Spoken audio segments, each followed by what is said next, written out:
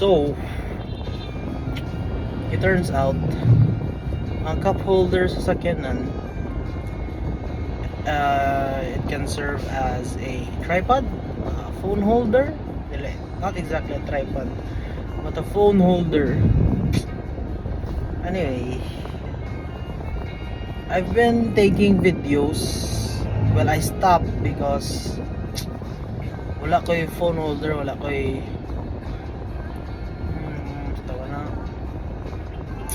wala ko yung phone holder sa sakyanan kaya my phone holder is broken and muliok-liok siya even though naka-lock in siya ba, which is like ang lock in mechanism ang dili man guba ang pag-lock in niya sa ang pagpilit niya sa kuan sa window, pero ang guba kaya ang ihang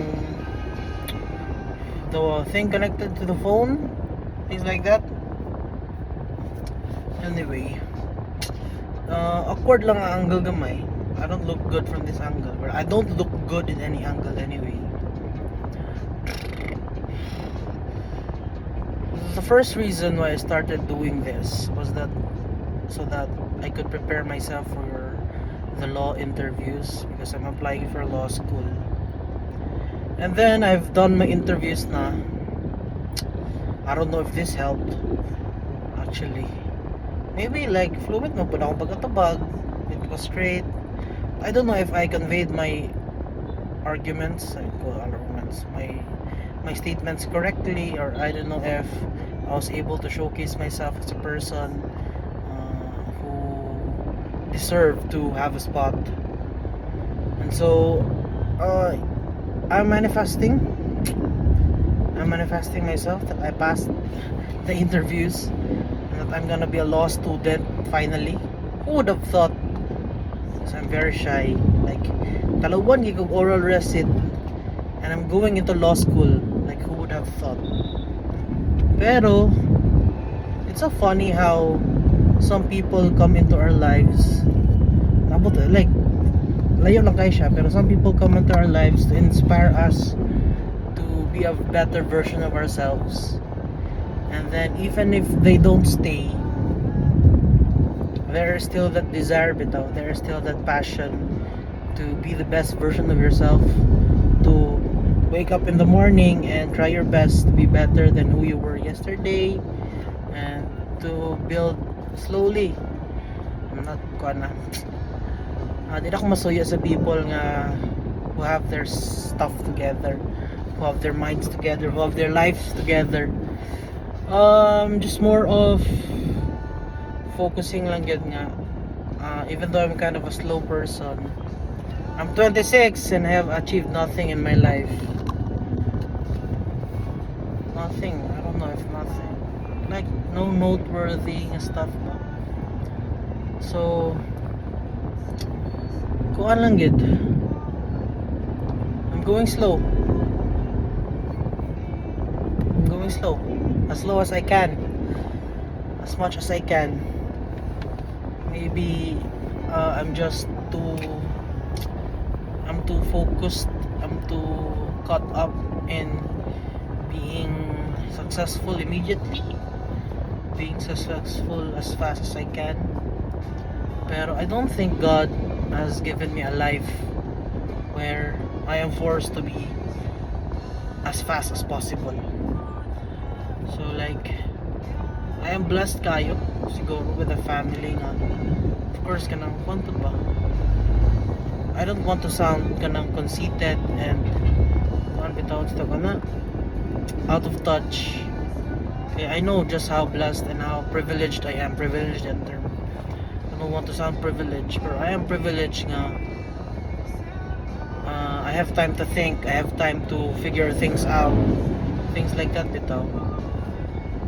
And sometimes I'm too caught up in my world. I mean, I can't deny that there are negative emotions, there are negative thoughts, which is like normal man to have negative emotions and thoughts. Pero I don't think I should dwell in them. I think very good part is like my parents, I finally told them I'm going to therapy not really going. I think like I'm going actually. I'm going to therapy. I think ako kay kuan ko sa myself nga I am a progressive person. I am someone who kuan na ba who doesn't discriminate against, of course, mentally aching people, because I am also someone who is, I don't kanan makaingon po ko nga I am someone day who is mentally dili pud kay ko healthy mentally. So like I thought nga I could relate to people who goes to therapy, people who take medications and things like that. Pero it turns out napuday ko ako ang own preconceived notions, nasa ko ang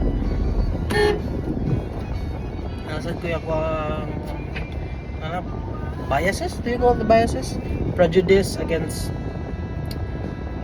psychologists, psychiatrists, mental therapists, going to therapy in general. So right now, like, di mo lang ako ga-therapy sa akong self, pero like I'm just doing what feels kanang more maka-ease sa pain or maka-ease sa aching ba nga ako na feel, which is sometimes talking like this ako kay help actually. I don't know, like dili ko mo deny pod.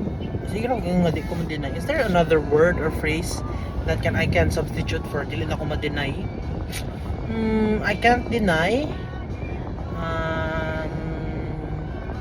I am unable to prove.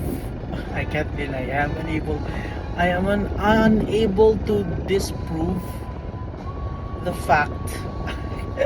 Lisod lang ko sa kagalingon. I'm unable to disprove the fact that the breakup did not change me or has not affected me at all.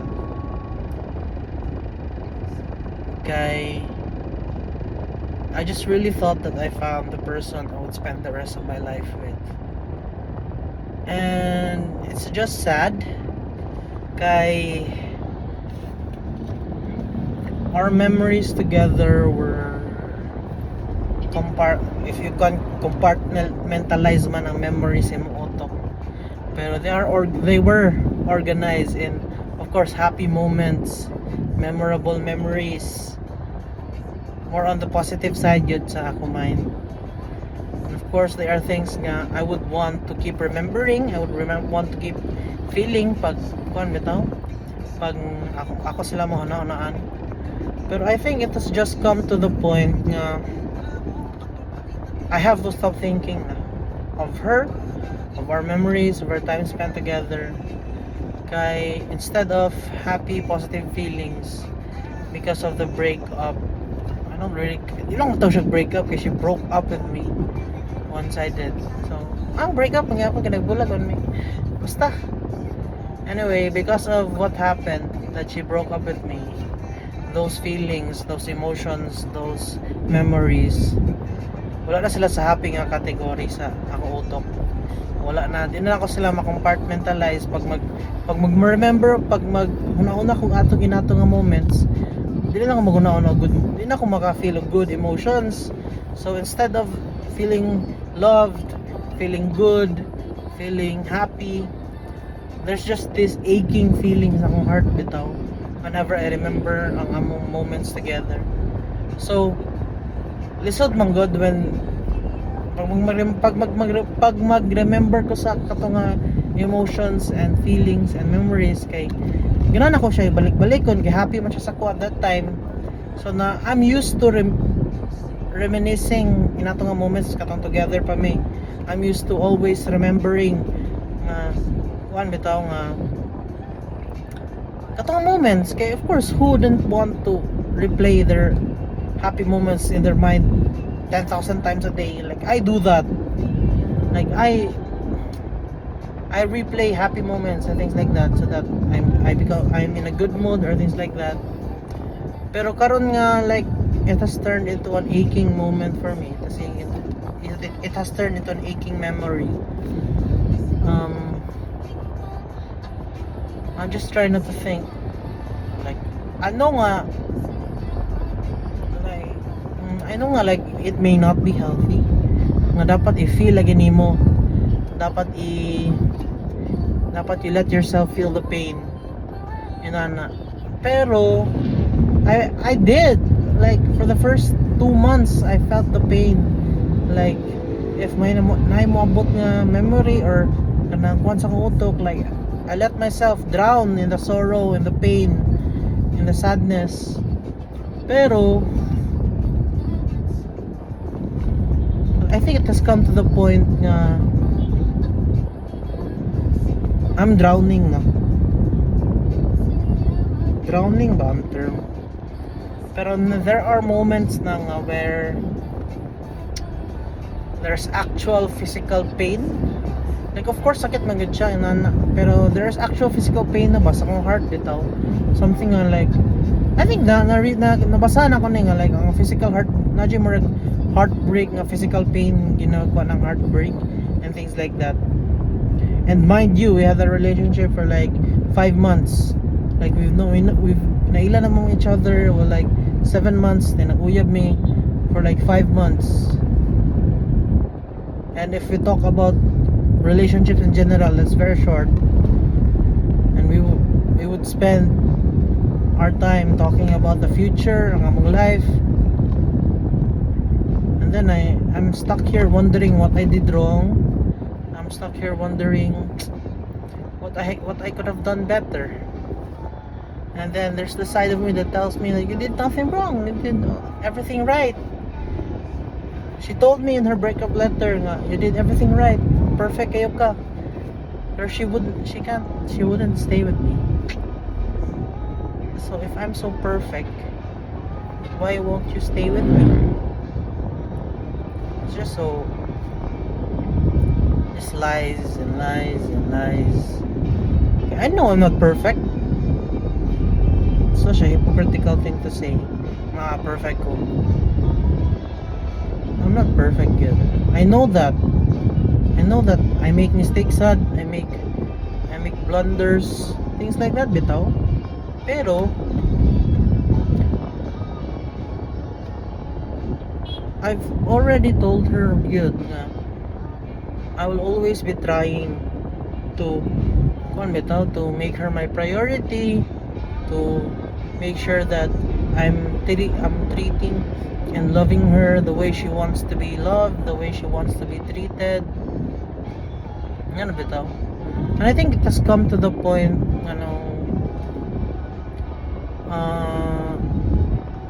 akong kuan lang gid, my whole world revolved around her.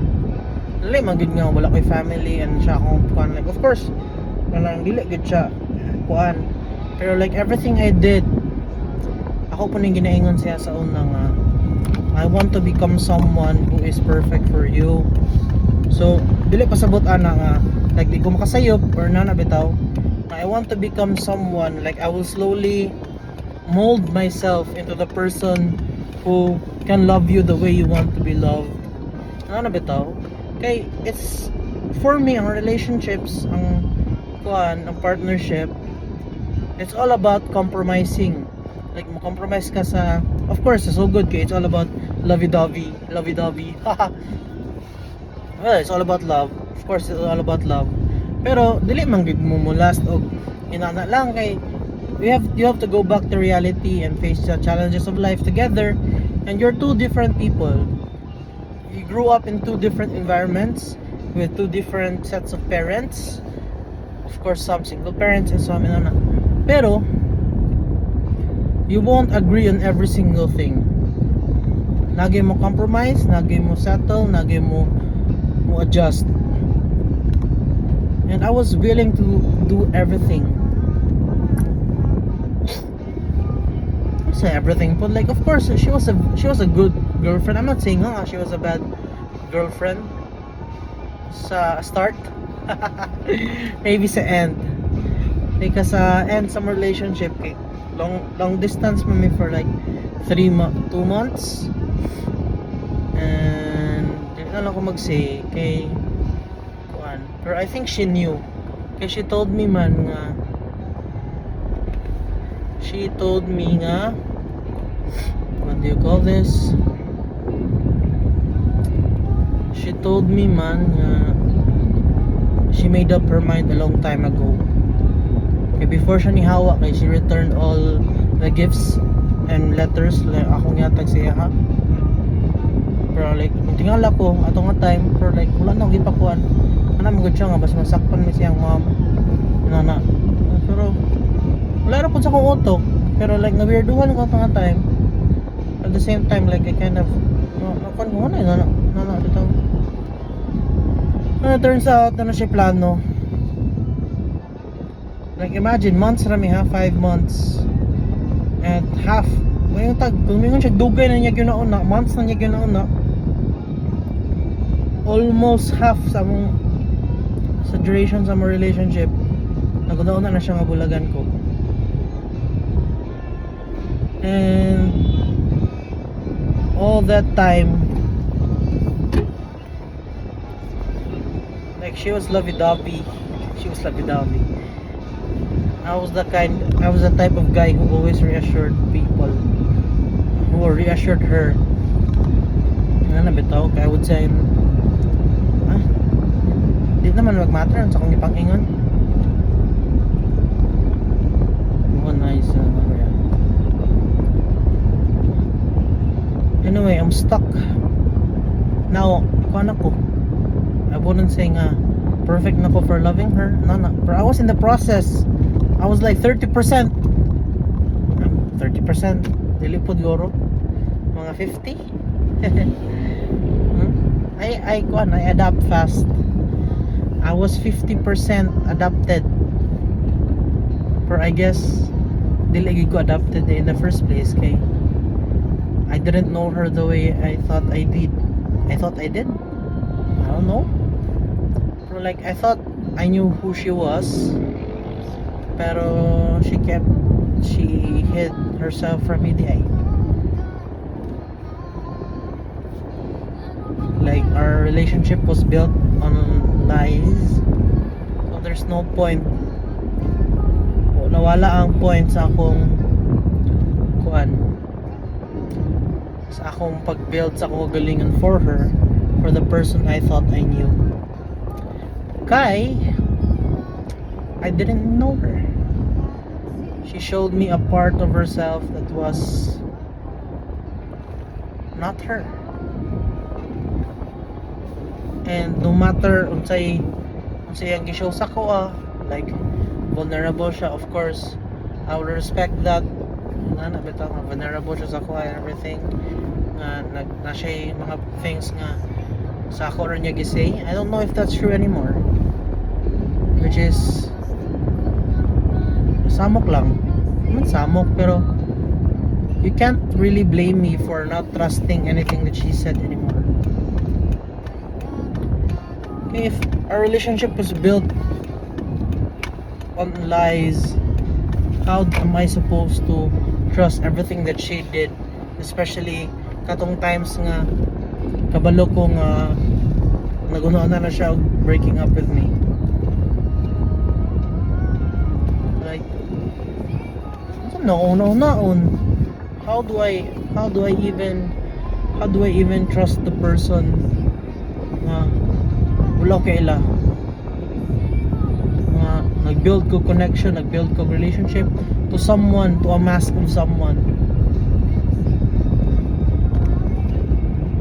I don't know, nag-rant ra jud ko. I think this maka-help ni practice na sa akong therapy para kabalo ko so di ko magpatakag story sa akong therapist. And it's 6 o'clock. That is my diary 1. Sayang na lang good ko maka-drive og lagyo.